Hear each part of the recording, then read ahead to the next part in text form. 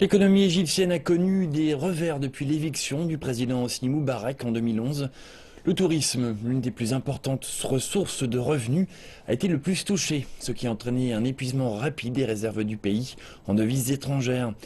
Mais les paysans du pays voient de l'espoir dans l'augmentation de la production agricole.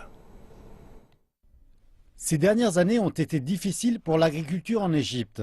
Les paysans ont dû faire face à de nombreux problèmes. L'augmentation des matières premières pour la production agricole, les prix du marché plus bas et la mauvaise météo nous ont durement affectés. Plus de 30% du stock a été perdu lors de la production. Mais le problème n'est pas seulement la quantité, mais la qualité des produits et cela a aussi nui à leur commercialisation. La crise économique a poussé les prix locaux à la baisse, ce qui a entraîné les producteurs à changer de stratégie.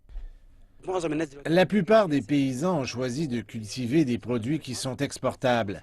Cela permet d'acquérir des devises fortes et je peux aussi vendre mes produits comme le raisin toute l'année. Par exemple, au mois de mai en Europe, octobre pour les marchés locaux et asiatiques.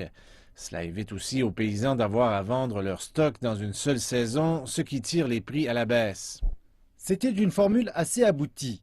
Les fruits sont devenus le produit égyptien d'exportation le plus fort en 2015.